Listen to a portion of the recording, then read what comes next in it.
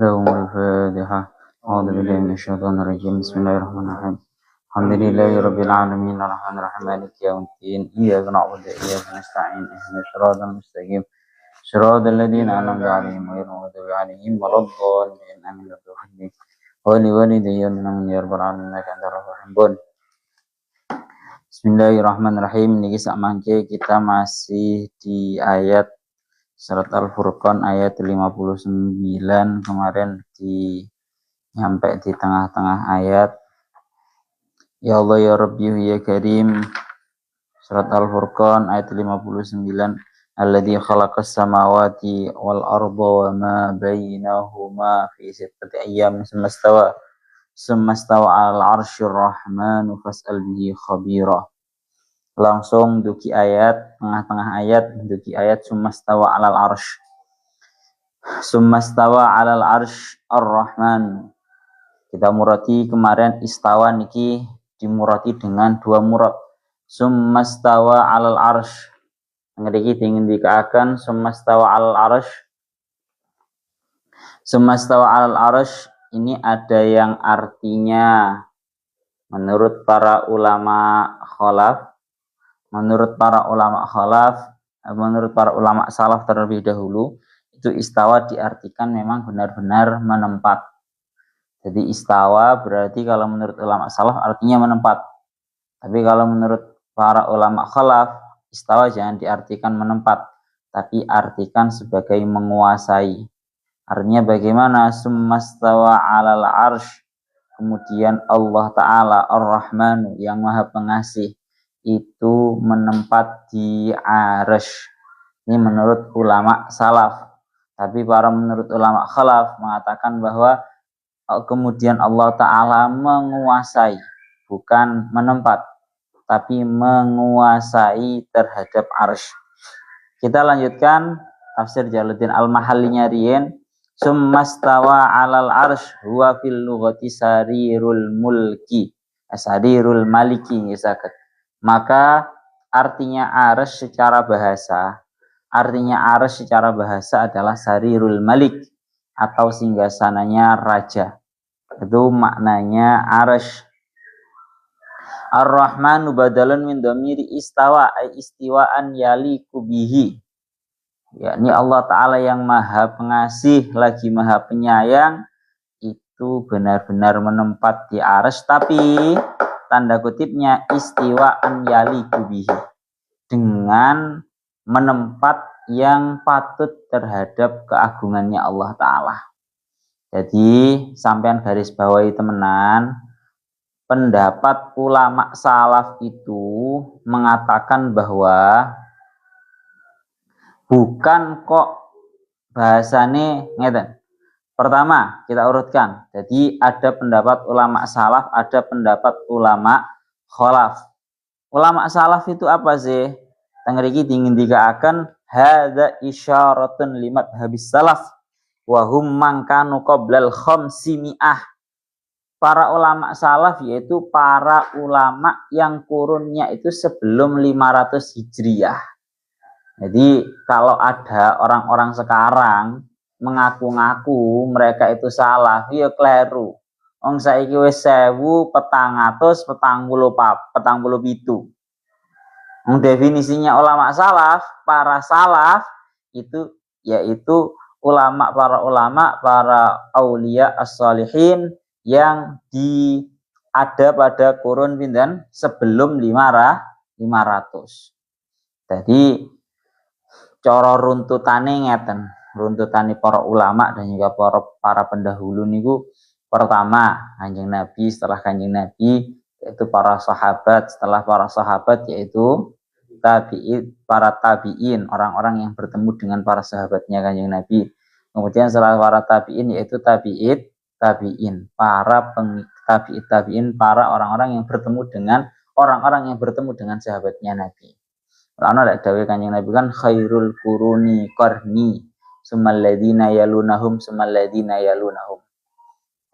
Para tabi'in ini secara kurun gampangane ngomong hampir sampai 300. Lah, kemudian setelah tabi'in ada era yang namanya ulama salaf. sampai maksimal di 500 Hijriyah. Yes ya. Jadi salaf itu kan maknanya kan yang terdahulu. Yes, mari.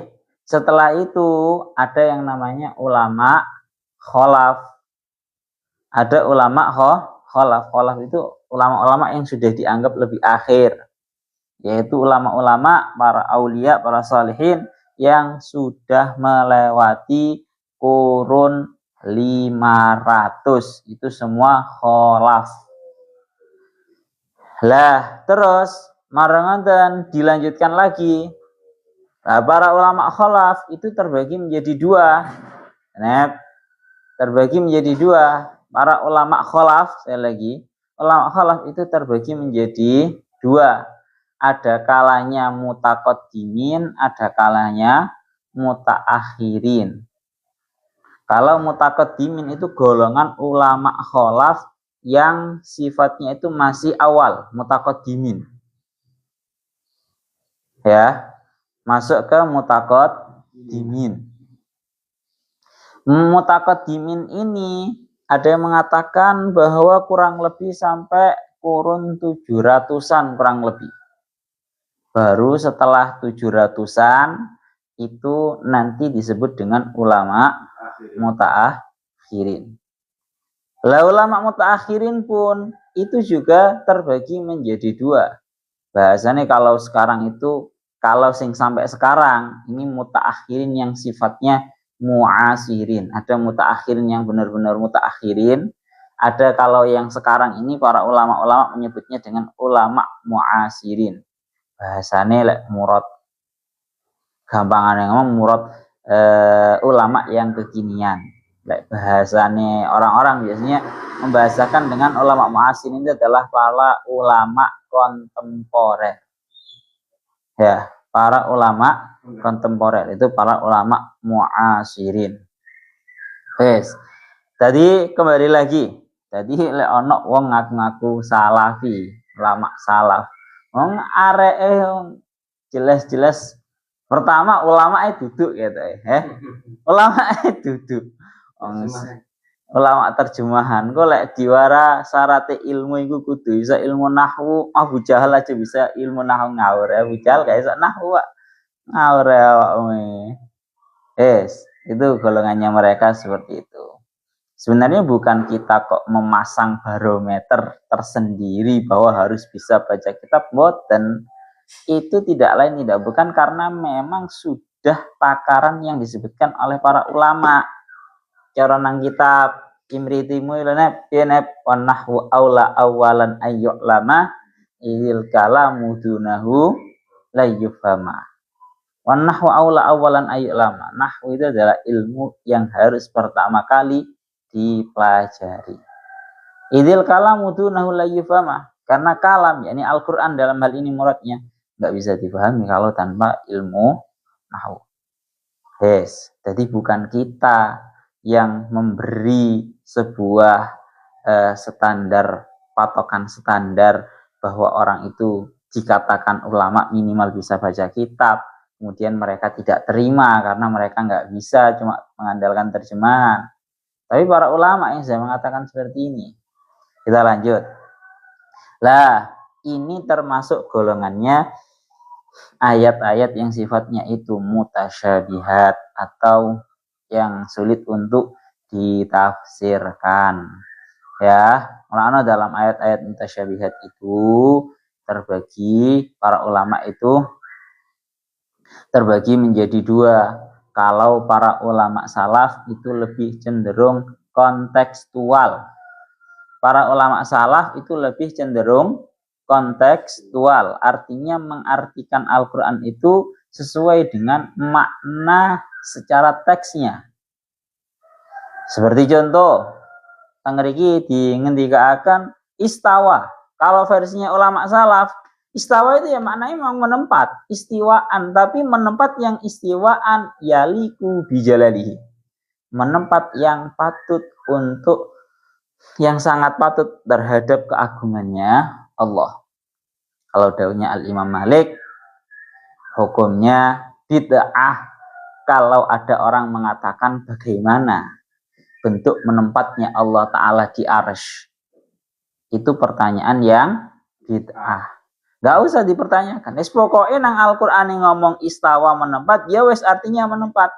Tapi menempat yang patut terhadap Allah Ta'ala. Karena Allah Ta'ala itu laisa kamitslihi syai'un. Allah Ta'ala itu tidak bisa, tidak sama dengan sesuatu apapun. Kalau di dalam ilmu tauhidnya kita, iling-ilingen temenan. Ini pondasi dasar dalam ilmu tauhid. Kullu ma khatara bibalika wallahu laisa kadzalik. Pokoknya setiap apa yang terbesit di dalam hati kamu perihal Allah Ta'ala itu begini, begitu, begini, begitu. Itu merupakan Allah Ta'ala nggak seperti itu. Itu merupakan bisikan-bisikan setan. Ya. Jadi menempat. Benar-benar diartikan menempat sama ulama salaf. Tapi menempat yang pantas terhadap keagungannya Allah. Dan jangan dipertanyakan. Jangan dibayangkan bagaimana-bagaimananya. Menempatnya itu loh bagaimananya jangan dipertanyakan, jangan dibayangkan. Jadi penak. Jadi kelebihannya pendapat ulama salaf ini itu lebih selamat karena kontekstual. Tapi pendapatnya para ulama khalaf yang kekinian mengatakan istawa jangan dimuroti menempat, tapi istawa niku maknanya adalah napa? Menguasai. Jadi artinya adalah Allah Ta'ala itu menguasai terhadap arsy. Allah Ta'ala maha kuasa. Allah Ta'ala menguasai terhadap arsy. Sehingga kalau diartikan menguasai itu lebih mudah difahami oleh orang awam. Pendapatnya ulama khalaf ini loh yang mengatakan istawa alal arsy itu muradnya bahwa itu artinya menguasai arsy, itu pendapat yang lebih mudah untuk difahami orang-orang awam. Jadi sama-sama ada kelebihannya, sama-sama ada minusnya. Kalau pendapat ulama salaf itu lebih kontekstual, plusnya adalah mengartikan Al-Quran sesuai dengan teksnya tanpa adanya takwil. Tapi minusnya untuk orang-orang awam zaman sekarang ini Pak, orang-orang seperti kita, itu kalau diartikan menempat tapi menempatnya nggak diketahui. Wong-wong saiki ku rada angel. Ngoten nggih, lebih sulit untuk dipahami. Begitu juga pendapatnya ulama khalaf. Pendapatnya ulama khalaf secara pemahaman lebih mudah dipahami oleh orang-orang awam. Artinya menguasai terhadap arsy. Oh, Allah Ta'ala menguasai terhadap arsy. Orang awam paham. Para ulama khalaf mencoba untuk menggunakan sistem takwil. Mentakwil, menafsiri, mentakwil, mengarahkan sebuah kalimat kepada sebuah arti yang di luar tekstualnya. Pendapat ini lebih mudah difahami oleh kalangan awam, hanya saja minusnya adalah tidak sesuai, bahasanya ya, kurang kontekstual. Itu ngoten. Maka iling-iling temenan, maka ini semua berlaku pada semua ayat-ayat yang sulit untuk diartikan, seperti contoh yadullahi fawqa aydihim, tangannya Allah berada di atasnya tangan mereka. Yad itu kan secara makna bahasa adalah tangan. Makanya ini kembali lagi, kalau menurut pendapat ulama salaf, yad itu ya pokoknya tangan, tapi jangan dibayangkan, jangan ditanyakan, dan jangan disamakan. Ya, jangan disamakan dengan makhluk, karena itu nanti masuknya ke golongan musyabbihah atau mujassimah. Kalau musyabbihah itu golongannya orang-orang yang menyamakan Allah Ta'ala dengan para makhluk. Kalau mujassimah itu golongannya orang-orang yang mengatakan bahwa Allah Ta'ala itu berupa jisim. Itu bahaya. Kalau menurut para ulama khalaf, yadullah itu jangan diartikan tangannya Allah, tapi artinya adalah kekuasaannya Allah, bahwa kekuasaannya Allah itu di atas tangan mereka, artinya lebih unggul, lebih jauh di atas kekuasaannya mereka. Paham? Semesta alal arsy itu seperti itu. Pendapatnya ulama salaf bagaimana, pendapatnya ulama khalaf bagaimana, sehingga perlu digarisbawahi kalau ada ustadz salafi mengartikan bahwa Allah Ta'ala itu bersemayam di atas arsy seperti duduknya raja di atas singgasana, itu yang bahaya. Bisa-bisa kafir, bisa-bisa murtad. Karena dia menyamakan Allah Ta'ala dengan para makhluk, bahkan dia seolah-olah mengatakan bahwa Allah Ta'ala itu jisim. Paham Mbak ya? Itu bukan pendapatnya ulama salaf, bukan pendapatnya ulama khalaf. Mereka ulama salaf, mereka bahasanya sebut saja lah mereka ulama atau ustadz-ustadznya salafi wahabi itu.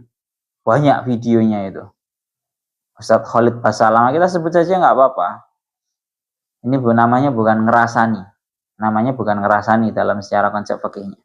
Ustadz Khalid Basalamah banyak di dalam kitab, banyak di dalam ceramah-ceramahnya, sampai bisa cek sendiri, mengatakan bahwa Allah Ta'ala itu dari ayat semesta alal arsy ini, Allah Ta'ala itu duduk di atas arsy seperti duduknya seorang raja di atas singgasana. Loh, ini namanya sudah menyamakan Allah Ta'ala, duduknya Allah Ta'ala, bersemayamnya sudah disamakan dengan bersemayamnya seorang raja. Itu bahaya Pak, itu sudah bukan pendapatnya ulama salaf lagi. Adan loh.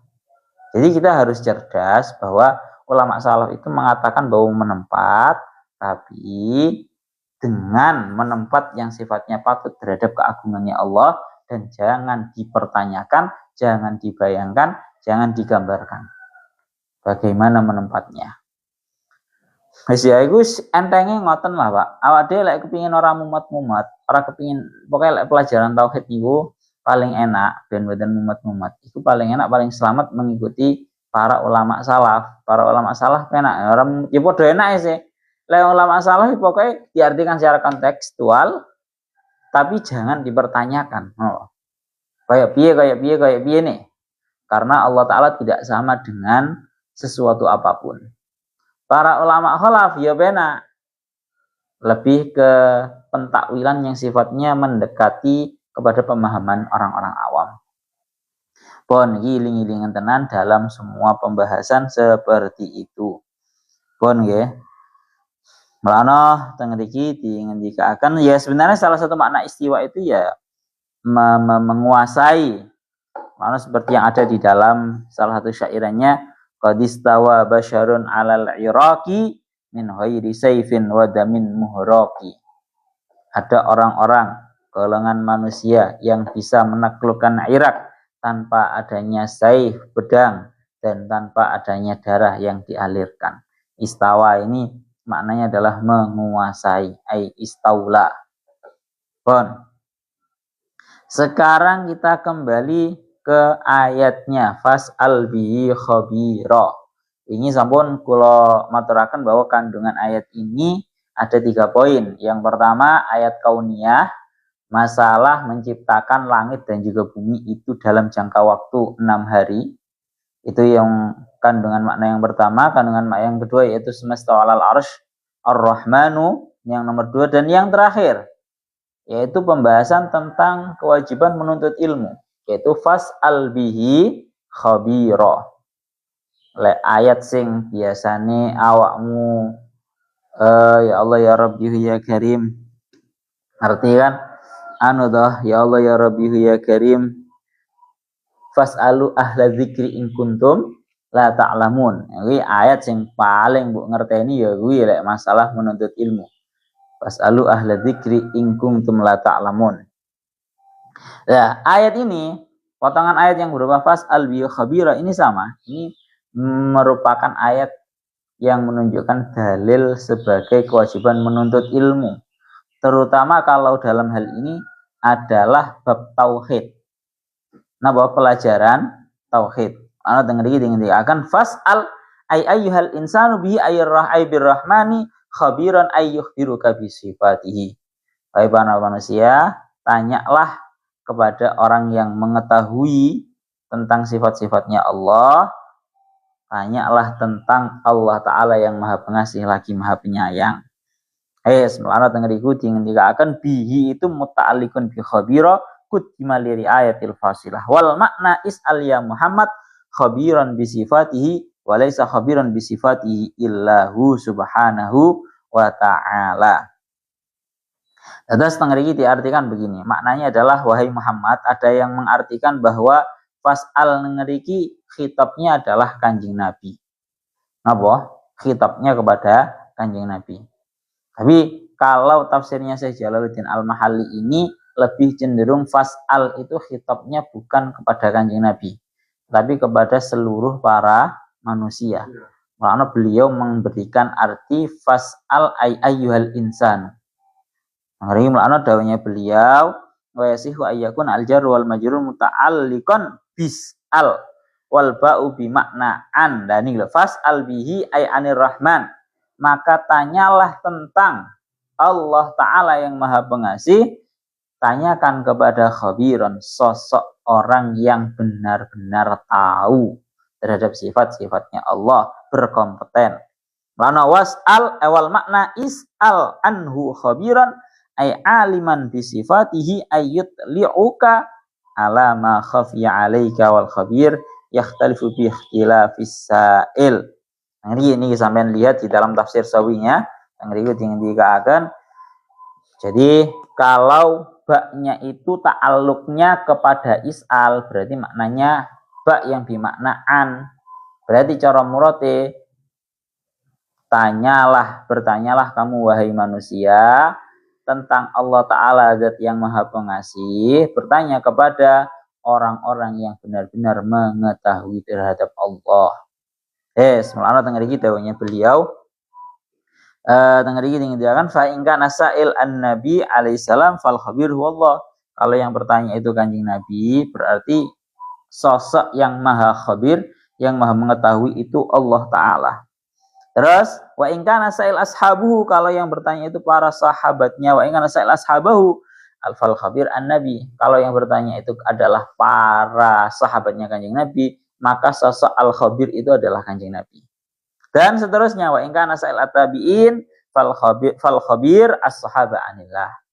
Kalau yang bertanya itu adalah para tabi'in, berarti yang ditanya itu adalah para sahabat. Dan seterusnya fa'ala al-amru ila annal masyayikh al-arifin yufiduna at-taliba anillah wa fi dalilun ala wujubi ma'rifati tauhid. Jadi sampai yang namanya sebuah ilmu pengetahuan ini kepada para masyayikh, guru-guru kita.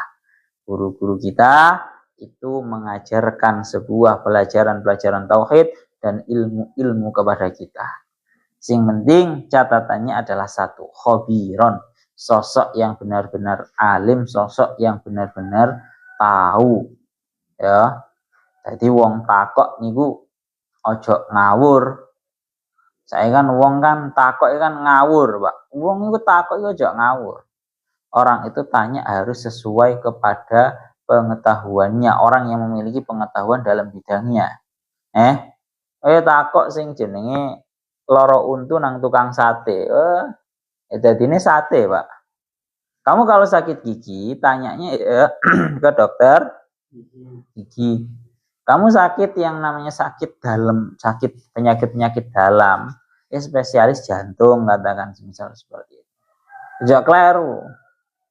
Kamu tanya suatu hal yang sifatnya ini tentang ilmu agama, ya takoke nang wong sing tahu mondok, orang-orang yang benar-benar tahu yang namanya fikih. Aja keliru, ora kabeh kiai iso ngaji lho, Pak. Ora kabeh kiai ku iso ngaji. Ana kiai ku gara-gara kiai ku secara bahasane wong-wong biyen niku ana kiai ku bahasane diceluk kiai karena dia itu seorang tabib. Paham ora we? Dia itu seorang tabib pinter nyuwuk. Lek kiai niku pinter nyuwuk, ya kiai ini ya jangan ditanyai yang namanya hukum-hukum syariat. Wong ahline dekne iku urusan pertabiban, ojo ditakoki sing liyane. Semono go sawalike lah nek kiai sing mek ahline mek gur pengetahuan syariat Islam seperti ini, tafsir hadis, oke. Ojo bukan nyowok, Pak. Ya biasanya ora iso. Intinya adalah satu, kamu harus mengetahui porsinya masing-masing. Ngono ae lho. Saiki gak goweger koyo wingi masalah son horor kae lho. Ono wong-wong yang kebetulan keceluk kiai. Wis bahasa kula keceluk kiai. Kebetulan dia itu kok secara tidak sengaja mendapatkan label kiai. Melok-melok fatwa masalah son horor. Lah ora ahli. Melok-melok anu. Sehingga orang awam menjadi bingung lah, jari kiai iki ngene, jari kiai iku ngene. Padahal dia nggak tahu bahwa kiai yang satu ini bukanlah kiai yang berkompeten dalam urusan fikih merumuskan sebuah hukum. Pun ngoten fas'al bihi khabira ay yukhbiruka bi sifatihi. Mulane kalau dawuhnya Al Imam Fakhruddin Ar-Razi mengenai fas'al bihi khabira, dawuh beliau di sini, ya Allah ya Rabbi ya Karim.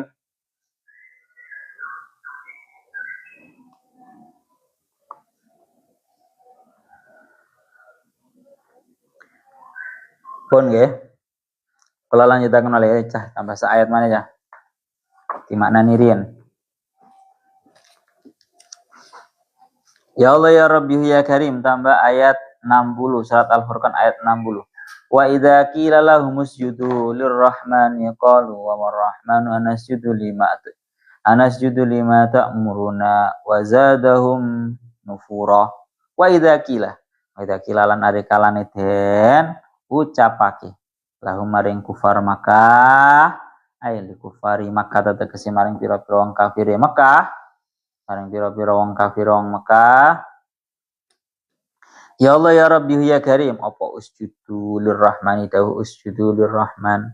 Usjudu padha sujud sapa sira kabeh, padha sujud sapa sira kabeh lirrahmani.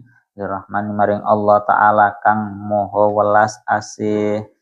Ya Allah, qalu jawab idza qalu mongko padha ngucap padha jawab sapa kufar Makkah. Wa marrahmanu anasjudu lima ta'muruna. Wa ma utawi apa ar-rahman. Apa itu ya? Ar-Rahman itu apa? Anasjudu apa ta sujud sapa kita. Lima maring barang ta'muruna kang perintah sapa sira ing kita bil fauqaniyati kelawan tak kang den titik loro ndukure lawan tak kang den titik loro ndukure watahtaniyati lan ya kang den titik loro nisore wal amiru utawi wong kang perintah iku Muhammadun kanjeng Nabi Muhammad sallallahu alaihi wasallam. Wala na'rifu lan orang ngerti sapa kita ing Ar-Rahman. Kita ini katanya orang-orang kafir, kita ini nggak kenal sama Ar-Rahman itu siapa. La ora ya Allah ya Rabbi ya Karim. Ini untuk menunjukkan ini untuk menunjukkan bahwa istifhamnya itu istifham ingkari. Ya Allah ya Rabbi ya Karim. La ora nasjudu lima ta'muruna.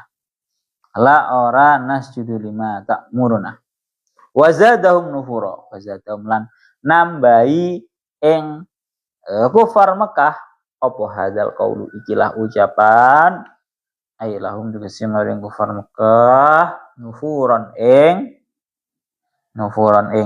lumayu semakin mereka lari anil imani tegese saking iman bon. Ngeriki akan masih kelanjutannya ayat yang sebelumnya ini menjelaskan orang-orang yang kafir. Mereka itu tatkala diucapkan kita meroti ayatnya Wa idza qila lahum, tatkala diucapkan kepada mereka orang-orang kafir Mekah, usjudu lirrahman, sujudlah kalian semua kepada Allah Ta'ala. Sujud artinya menyembahlah kalian semua kepada Allah Ta'ala, Zat yang maha pengasih. Qalu, mereka akan menjawab, wa marrahman, apa itu ar-rahman? Fa anasjudu lima ta'muruna, apakah kita ini sujud kepada sosok yang diperintahkan oleh, yang kamu perintahkan agar kita bersujud kepadanya, bil fauqaniyati wa tahtaniyati, dengan ta'muruna itu qiraahnya dua, bisa fauqaniyah, tak yang di titik dua atasnya, berarti lima ta'muruna kang perintah sapa sira Muhammad ing kita, utawa pakai ya yang di titik dua, ya muruna kang perintah sapa Muhammad ing kita. Wal amiru Muhammadun, yang memerintahkan mereka untuk sujud itu adalah Kanjeng Nabi Muhammad. Wala na'rifuhu, wala na'rifu ini hubungannya dengan anasjudu lima ta'muruna. Ya, jadi ini cara pemisah itu panjang banget. Jadi cara digandeng nih ngeten. Anasjudu lima ta'muruna wala na'rifuhu, apakah kamu Muhammad memerintahkan kepada kita untuk bersujud kepada suatu hal yang ngeten. Anasjudu lima ta'murun, apakah kita ini akan bersujud kepada sosok yang kita itu, yang kamu memerintahkan kepada kita untuk kita bersujud kepadanya, padahal wala na'rifu, padahal kita orang-orang kafir, katanya orang-orang kafir, nggak kenal, nggak tahu terhadap sosok tersebut. La, tentu tidak, artinya kita tidak akan sujud kepada sosok yang kamu perintahkan Muhammad kepada kita agar sujud kepadanya. Niku ngoten. Wa zadahum nufura, ay zadahum hadzal qaul lahum nufuran ay anil iman. Justru ucapan ini semakin menambah orang-orang kafir itu menjadi lari dari yang namanya iman. Intinya adalah ya ini memang orang-orang kafir ketika diajak kepada sebuah kebaikan, seringkali mereka itu selalu mengingkari. Mengerigi daunnya Syekh Mutawalli Asy'arawi, al-hadu anal haq tabaraka wa ta'ala hina madzakar sifat al-mulzimah li an takhdu'a lahum subhanahu lam yakul masalan usjudu lillah, innama usjudu lirrahman. Ini loh yang perlu digarisbawahi banget. Kenapa kok dalam ayat ini lafadznya usjudu lirrahman, bersujudlah kalian semua kepada Allah Ta'ala yang maha pengasih lagi maha penyayang. Ini untuk menunjukkan bahwa Allah Ta'ala itu lebih mengunggulkan sifat kasih sayangnya daripada sifat meseso nih. Bahasa Indonesia ini meseso ya apa? Sombong lah. Ya. Jadi mestine ngono ya, mestine. Kalau kemarin atau bahkan di dalam ayat ini itu kan pembahasannya adalah Allah Ta'ala. Alladzi khalaqas samawati wal ardh. Allah Ta'ala adalah zat yang menciptakan langit, bumi dan seisinya, dan wa ma bainahuma, perkara yang ada di antara keduanya. Itu kan mestinya perintahnya usjudulillah, sujud ana Gusti Allah. Karena ini termasuk suatu hal yang gampangan ngomong pantas untuk menyebabkan kalian sujud kepadanya. Gusti Allah yang menciptakan. Tapi Allah Ta'ala tidak mengunggulkan sifat mesesone, sifat sombongnya, akan tetapi lebih mengunggulkan kepada sifat kasih sayangnya. Melakna dawe usjudu lirrahman. Satu nih Bu. Ya Allah ya Rabbi ya Karim, maka hal yang seperti ini mestinya lebih benar-benar membuat mereka itu lebih tunduk. Karena cara bahasa kasar ngomong, wong ku lek pakai sifat sombong mungkin membuat seseorang yang diajak untuk bersujud, beriman dan menyembah kepadanya itu menjadi ikut sombong. Tapi ketika Allah Ta'ala lebih mengunggulkan sifat kasih sayangnya, bahwa sekalipun Allah Ta'ala adalah zat yang menciptakan langit bumi dan seisinya, kemudian Allah Ta'ala mengunggulkan sifat kasih sayang, mestinya seseorang manusia ini lebih tunduk. Hari ngendikaaken ngoten nula dawuh Syekh Muhammad Al-Syarawi bahkan minal wajib an tuti aw an takhdu'a lahu kama qulna sabiqan ij'al ta'ataka liman la tastahni anhu waj'al khudu'aka liman la takhdu an mulkihi. Ngriki dawuh Syekh Muhammad Al-Syarawi ij'al ta'ataka, jadikanlah taatmu liman la tastahni anhu, kepada sosok zat yang kamu tidak bisa terlepas, tidak butuh dari sosok tersebut. Sapa sing iso gak butuh awak dhewe ku nang pangeran? Ora iso, Pak. Kabeh iki butuh nang pangeran. Waj'al khudu akan liman la takhruju an mulki. Jadikanlah tundukmu itu kepada sosok yang kita tidak bisa keluar dari kerajaannya. Bon, iso Pak awak dhewe keluar dari buminya Allah, keluar dari bawah langitnya Allah, keluar dari udara yang diciptakan oleh Allah, boten saged. Bon, teng mriki dingendikaken ngoten. Lah, terus yang menyebabkan mereka orang-orang kafir itu bertanya wa marrahman, apa itu ar-rahman? Dawanya ya Allah ya Rabbi ya Karim yang teng mriki dingendikaken dhannan minhum annal murad bihi ghairuhu ta'ala li annahum kanu yutlikun ar-rahman ala Musailamah al-kadzab. Mereka itu biasa membahasakan ar-rahman itu mereka ucapkan kepada Musailamah al-kadzab. Kalau ngerti lho, ar-rahman sing sapa dhisik kita enggak kenal, kita enggak tahu. Pun ngerti akan ngaten.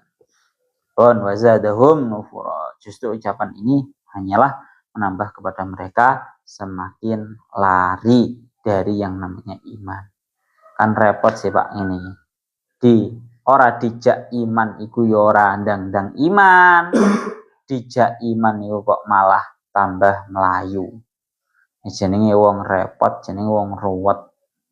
Pun ngoten mawon, menjing tabarakalladzi ja'ala fis sama'i burujan wa ja'ala fiha sirajan wa qamaran munira. Ini menjing masih membahas tentang ayat kauniyah ya, tentang buruj-buruj, zodiak juga ini nanti termasuknya. Pun surat Al-Furqan ayat 61 ilahuna wa a'lam bissawab.